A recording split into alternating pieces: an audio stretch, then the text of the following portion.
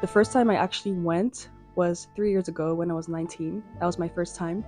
I grew up in the Netherlands in Amsterdam, so I was extremely excited to finally see where my family is from. And a little bit about being Ghanaian myself. I always feel like a fake Ghanaian because I can't really speak the language. People many times can't tell I'm Ghanaian, but of course I still identify. I still very much connect to the culture. I know the food. I know the music. So, anyways, my first time was 3 years ago. I went to Accra with my mom and my grandma, and I saw my some of my family members for the first time. And it was such a different world, of course. Like, it was so many differences, of course, than the Western world. One thing I found to be very different was the mindset, I guess. It's so relaxed. I feel like over here, everything is just like fast paced, like work and this and that. And over there, I feel like it was so much more relaxed. But maybe it's just because I was on vacation, but I don't know. I didn't feel like there was so much pressure. It was so much more relaxed. Like, people are just hanging out outside, being outside, being together. It's also not as individualistic as here. Like, here, it's very much me, myself, and I. And there, it's togetherness. And I think that's a lot in, like, warmer cultures, so to speak. And of course, I had to get used to things. For example, they're not always being light, they're not always being water. The roads are different, the buildings are different. When I came back, I genuinely was like, what am I doing here? Like, I was like, it's so different. It's such a switch. I was like, what am I doing here? I want to go back. But at the same time, I was like, I'm glad I'm here. And now it's almost a week since I was there. I actually asked my cousin, do you think I would survive in Ghana? And she said, I think you would, but I think you're too nice. You're too soft, kind of. And I could see that because Ghanaians are very kind people. Very kind people. They're known to be kind people. But I feel like they can be very, like, standoffish sometimes and a bit to themselves if they don't know you. Like, if they don't know you, it's like. And also because they can tell you're Ghanaian and you're from abroad. Yeah, that's one thing. I felt like very much stared at every time when we went outside.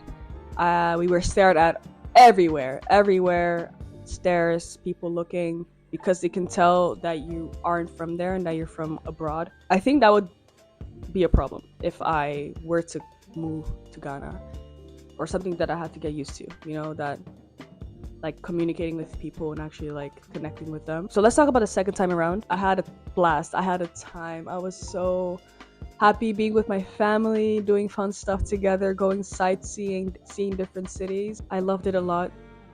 And I especially loved the car rides. It's so much going on outside every time. Like, there's always something going on outside. Of course, there's a bunch of street sellers, animals. So I wanted to go outside every day, but my family, for some reason, wanted to stay home at times. And I was like, come on, guys, we're on vacation. We're in Ghana. Come on, let's do some fun stuff. So the first few days we were inside and I was bored out of my mind. Later, we did end up doing a lot, so I was very happy. Of course, it's amazing being with family again. Being together for over 2 weeks was amazing. And just, indulging in the culture, eating together, having fun together, going sightseeing, going to different food spots. There's literally, like, a kind of like a fast food restaurant where you can get jollof and chicken. Like, like, just jollof and chicken in a box.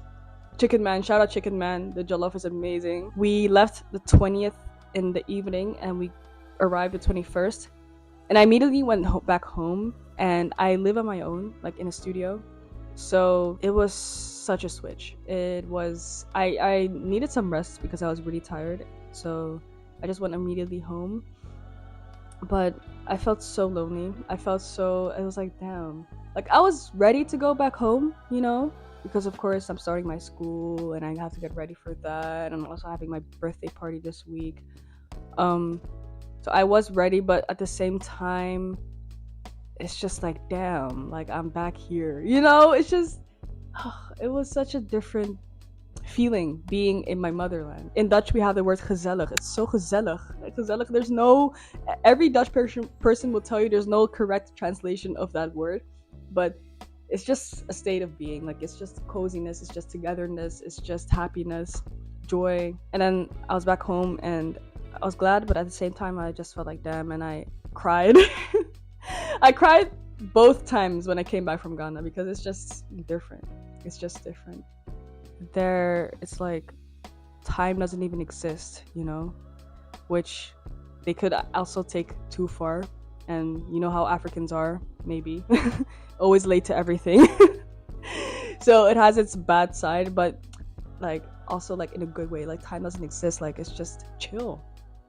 So I was also like, what if I have the opportunity to do so, like study in Ghana with my study program, I can maybe do an exchange there. I don't know, or like, you know, do 3 months over there, 6 months. I don't know. I think there is an opportunity to go study abroad, but I still have to see if it's possible to go to Ghana. But that would be amazing. Someone did tell me, because I told them about like my feeling of coming back and feeling a bit sad, and they told me like you do have like a second home, you do have like somewhere you can go again. I get to experience it again and get to appreciate it again, you know. I get to appreciate it every single time over and over again. So that's a good thing, and I that made me think differently towards it. Like, okay, that's a good thing. Like I can look forward to the next time I go there. So it has its benefits, I guess, that I don't live there. It was just interesting to see how I thrive in both areas, in where I grew up, the country I grew up in, the Netherlands, and the country where my family is from, Ghana. I was so appreciative of where I was and what I got to see, what I got to do, what I got to experience.